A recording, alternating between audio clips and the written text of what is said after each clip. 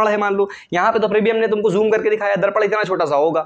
अब दर्पण से अगर मान लो दर्पण की जो है ये तुम्हारी जो डायमीटर है जिस दर्पण का वक्रता केंद्र मान लो 10 सेंटीमीटर है, अब तुमने 1 मीटर दूर वस्तु रख दी तो 10 सेंटीमीटर तो इतना छोटा सा होता है स्केल के बराबर, और 1 मीटर तो इतना बड़ा होता है। तो समझ लो तुम स्केल के आगे ये लंबाई काफी ज्यादा बड़ी हो गई ना, तो इसका मतलब जितना बड़ा दर्पण है वस्तु तुम उससे बहुत ज्यादा दूर रख रहे हो, तो उसके सामने वो दूरी बहुत ज्यादा लगेगी, इसलिए इतनी दूरी को भी हम क्या मान लेंगे, अनंत मान लेंगे। तो अनंत का मतलब ये मत दिमाग में लाया करो कि 10,000 किलोमीटर 5,000 किलोमीटर, ठीक है।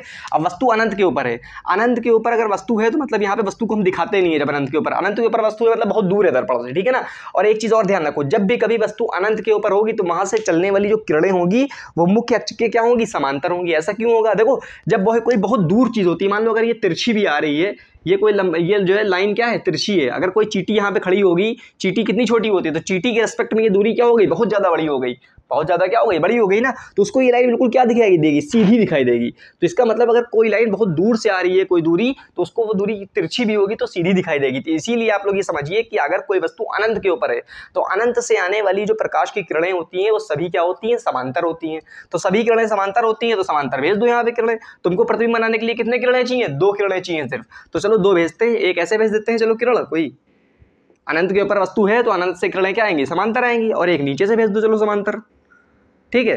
तो जब तुमको पता है और नियम हम बता चुके हैं, अगर कोई वस्तु मुख्य अक्ष के कोई अगर किरण मुख्य अक्ष के समांतर आ रही है तो टकराने के बाद वो कहाँ से जाती है, फोकस से, तो टकराने के बाद कहाँ गई, फोकस से गई। ये वाली भी किरण जो टकराएगी टकराने के बाद कहाँ से जाएगी, फोकस से जाएगी। तो देखो प्रतिबिंब क्या होता है, जब किरणें दर्पण से टकराने के बाद परावर्तन के बाद जिस पॉइंट पर मिलती हैं उसी को क्या बोलते हैं, प्रतिबिंब। तो परावर्तन के बाद टकराई और कहाँ पे मिली, एफ पे मिली। तो सबसे पहले तो प्रकृति पूछा है, तो देखो किरणें जबरदस्ती हम मिला रहे हैं क्या, नहीं, सचमुच में वो किरणें मिल रही हैं आपस में, तो ये प्रकृति क्या होगी इसकी, जब सचमुच में मिलती है तो क्या बोलते हैं, वास्तविक प्रतिबिंब होता है।